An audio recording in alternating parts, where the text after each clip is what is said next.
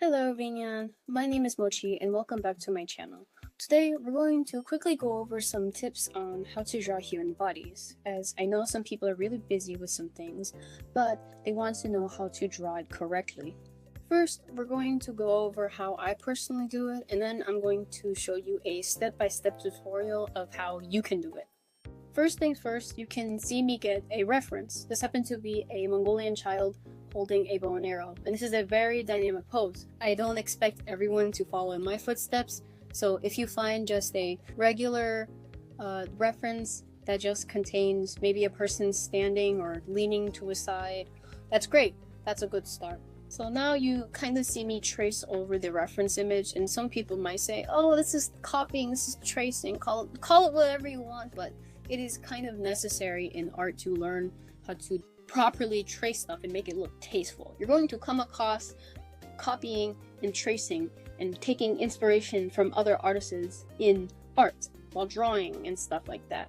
I just happened to figure out that if you were to create a stick figure that captures the basic pose of the reference, then you can set the reference aside and kind of make your way up from there. I love breaking down dynamic poses into something simple, and so that I can learn how to build the pose back up. It's a really good exercise of making things into this really terrible form or shape, and then learning how to redraw it in a way that somewhat looks similar to the original reference. Now, this is the part that is kind of difficult to explain. I have had over 4+ years of drawing, and so I just know by muscle memory of where parts are supposed to go. Therefore, you see me already getting into drawing the body parts, the clothing, how folds work, and the arms, the face, the hair, things like that with no guidelines whatsoever. With lots of practice and experience, you too can learn how to do this. But where do you even begin? Well, it all begins with breaking the human body down into simple shapes.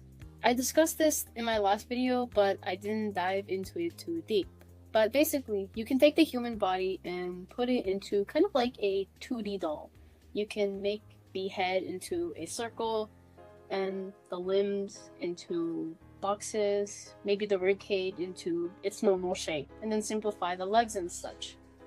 Usually, this is how I do it, and it has gotten me pretty far.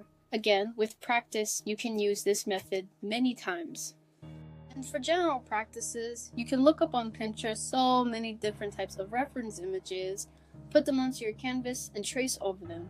Of course, don't entirely trace outline for outline, just trace the basic shape and movement with stick figures. This will help and train your muscle memory on how to draw human bodies, especially in very dynamic poses, which I see a lot of people don't really know how to do. I have accumulated some general tips that I find very useful, such as how tall your character should be. It does depend on your art style. So if your character is more of cute and chibi, then you make them maybe 2 heads tall. But if you want your character to be more serious and realistic, then maybe make them 6 or 7 heads tall. And as a rule of thumb for most adults, the legs are incredibly long, and they are even longer than the arms. If you were to bend down in real life, you'd realize that your arms are shorter than your legs. However, some people are just built different, and some people in real life do have legs that are short in comparison to the rest of the body and are maybe about the same length as your arms. Of course, it's your character, so I can't do or say anything, but it's just a tip. And so once more, as a general overview, remember to practice your muscle memory. Sometimes you can trace over reference images and learn some dynamic poses so that you can save yourself in the future. Use basic shapes in your anatomy so you can eventually inch your way to your preferred style. Of course, if you're fine with where your style is right now, then there is no need to practice. However, I'm looking towards realism, and so others might be doing the same. But like I said, practice on the one I gave you today. This video was made specifically for my Discord art server. I know it's a bit late, forgive me, but I've been really busy. I invite you to join my server because I'm hoping to build a very nice and comforting community that welcomes all different types of artists. Until then, goodbye and have a good week.